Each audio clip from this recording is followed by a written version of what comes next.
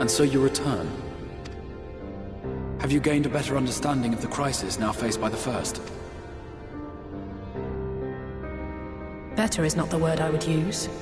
Some lands may have been spared the flood, but the survivors live only to suffer. Indeed. Those abominations are a calamity in their own right.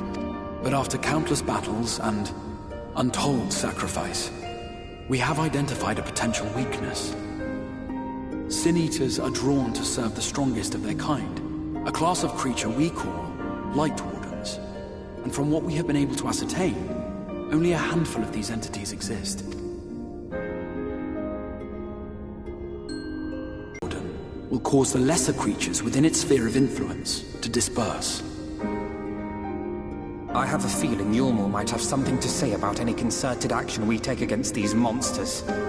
Vorthra's command over the Sin-Eaters is integral to Yulmuran society. In seeming to guarantee his people's safety, it guarantees their obedience. He will not take kindly to us depriving him of such useful allies. Agreed. Thus we will need to occupy or otherwise divert his forces whilst we proceed with the business of eliminating the Wardens. Until we have done so, all other considerations must be set aside if we are to forestall the 8th Umbral Calamity.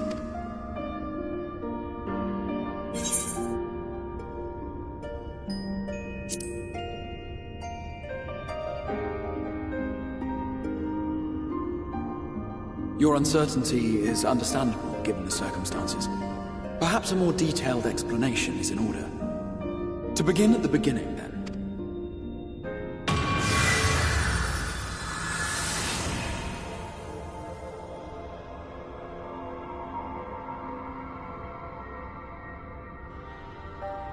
In the ancient past, a single star was divided into 14 worlds.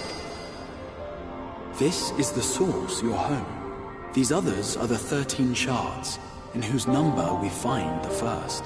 Though physically separate, they retain a connection to each other, and with the source especially.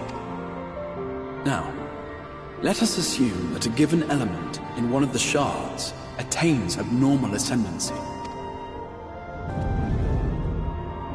Just as water will flow from the highest point to the lowest, the excess energy will begin trickling into the source.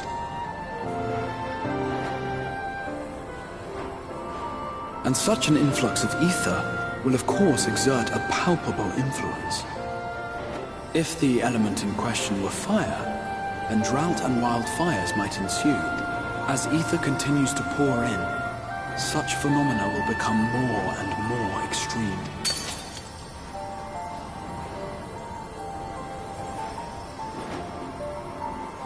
What was once a trickle now becomes a deluge, sweeping the shard along to be rejoined with the source. At the same time, the element which held sway in the shard is unleashed in full.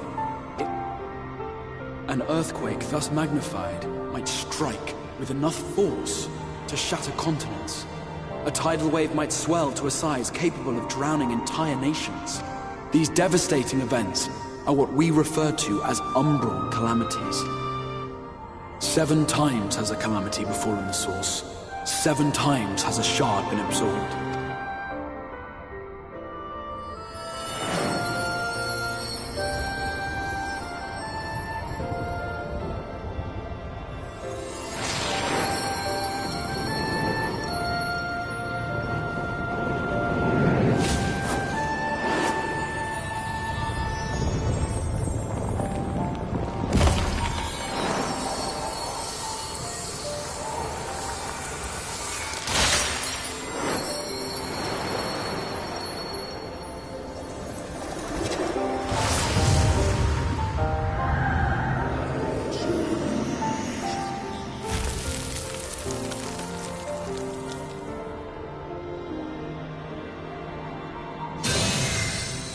At present, the light-drowned realm of the First stands perilously close to meeting the conditions for a rejoining. It is the Sin-Eaters who are to blame for the Light's continued dominance.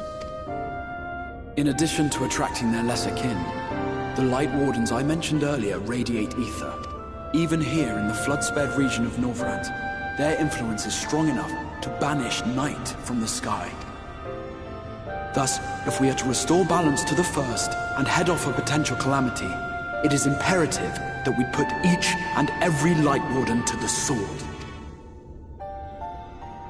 We've been doing our best to take the fight to the enemy ever since we first heard the Exarch's explanation.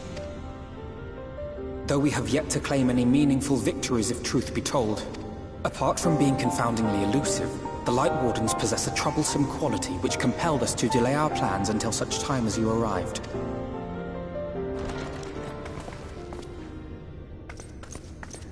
Forgive the interruption, my lord, but Hallminster Switch is requesting reinforcements. They say the Sin Eaters are attacking in force, and the village could soon be overrun.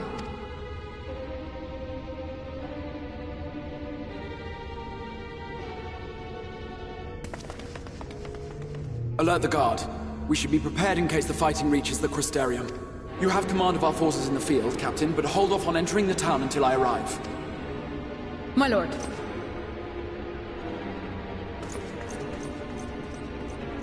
Pray, lend us your strength.